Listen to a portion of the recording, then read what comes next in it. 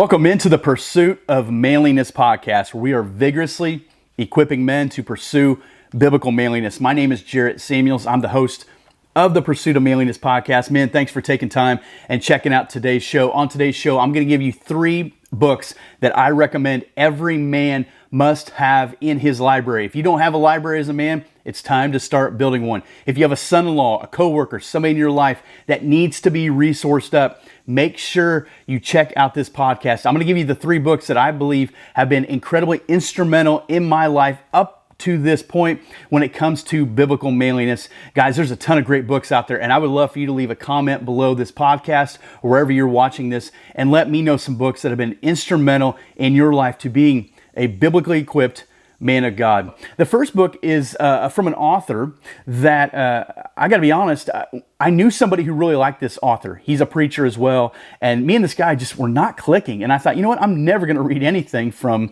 this person, because he would always say, have you read so-and-so's books?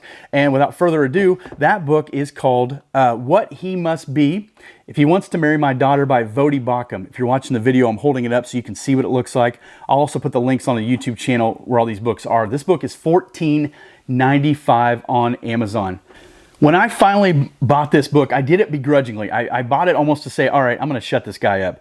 And I got to tell you, I was impressed right from the beginning. If you want to know what it's like to be, what you're supposed to be as the biblical spiritual leader of your home, read this book. If you don't want to know, don't read the book. If you want to keep head in the sand, I just want to do what all the other guys at work are doing or all the other parents on the soccer team are doing, don't read this book. Because this book will convict you. For example, one of the things that we have been pretty consistent about from day one, I shouldn't say pretty, we have been incredibly consistent about from day one with our girls and now our son, is we don't play boyfriend and girlfriend. You know, I don't need to match them up with some kid who can't commit to an iPad cover and yet make that their boyfriend in 8th grade and then wonder why their heart's broken or they're sad or depressed, or forget that, okay? We squelch that as soon as we hear about that. And listen, I know my girls are getting older. There's boys swarming around. I'm a former junior high boy. I understand how this works. But we continue to have this conversation with our girls and with our son. This book will convict you about that. This book is loaded with tons of scripture, okay? One chapter, I decided I'm going to write down every scripture that he mentions. And I filled just pages. He's constantly referencing scripture. Even to the point where you start with the wedding, like, who gives this woman to this man? Listen, that's biblical. And I didn't know that. And now when I do a wedding, I'll reference that scripture. The Bible actually tells us that and I'll go into it. I'm not going to tell you what it is because I want you to look it up, okay? This book is loaded. I don't think you have to have a daughter to read this. If you have a son, it's just as important. If you can see it, I just waved it in front. If you can see it, I don't know if it comes up well. There's tons of Post-it notes on the top and on the side, and just about every page has got tons of highlighting in it. Man, this book, if you want to be a better man, husband, and father. I told my father-in-law after I had read it, I said, man, you should have asked me more questions. And I don't mean that disrespectfully to him. What I meant was I had absolutely no clue what I was doing taking a wife. And he tried to do his best. But you're so arrogant, right? You're so just in love. It's going to be all. And I said, man, you should have asked me more questions. I have given this book out to so many guys.